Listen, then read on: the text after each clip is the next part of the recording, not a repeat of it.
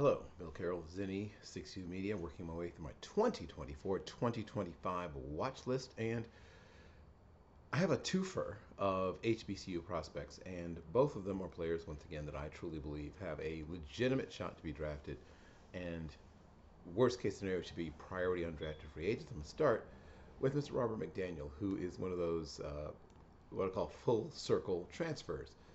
He is at Jackson State after starting his career at Jackson State, was last at Alcorn State, and now is back at Jackson State. Last year he was second team All HBCU by Box Thoreau and several others. He was All SWAC on several different, both the SWAC itself, but also several other industry commentators. So, things about him: 38 total tackles last year, 3 interceptions, 8 passes broken up. He also forced 3 fumbles. He's affecting the ball. And while that is not the only thing that you should look at when you are trying to assess a safety, particularly a free safety, though the difference between free and strong is now a little more fluid than it used to be in the old days, but still, look at that. Look often at when you're forcing 3 fumbles, you're breaking up eight passes, and you're intercepting the ball, right? That's 6 times you've created opportunities for a turnover, and then when you're breaking up passes, you're often ending a drive, and once again, sometimes creating another opportunity for a turnover. Whether you think Pro Football Focus is great or not great, they had him number 4 amongst defensive backs in the SWAC. He did also spend some time playing corner as well, so that versatility lets you know that he can play as that third safety. He can cover the slot. He can play as an outside corner at times.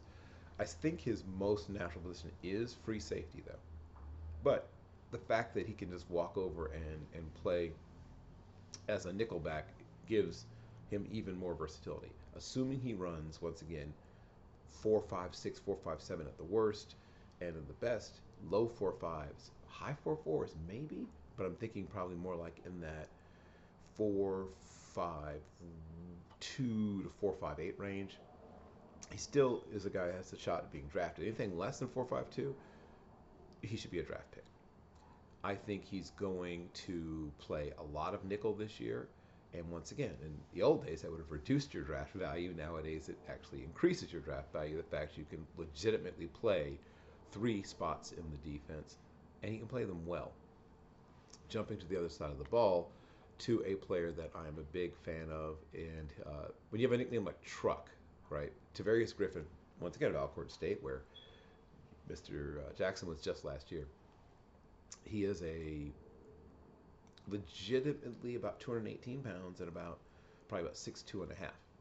So I think he can carry into the low 230s with no problem. He plays lighter because he likes to run away from people. But he played some of everything in high school, right? In high school, he played quarterback, running back, tight end, and middle linebacker.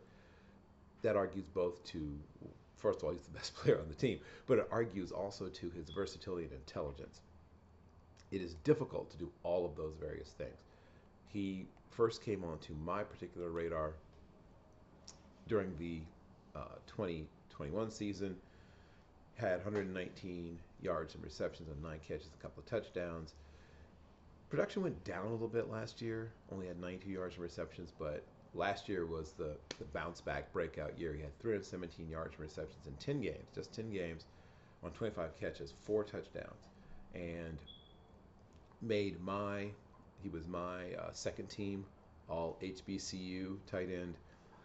I think he's one of the top 3 or 4 HBCU tight ends. I think he's one of the top 7 or so FCS tight ends, and I think he's one of the top 25 or so tight end prospects, regardless of level, in this year's draft. Now, he may not get drafted, partially once again because of the size. He will need to basically test like a wide receiver.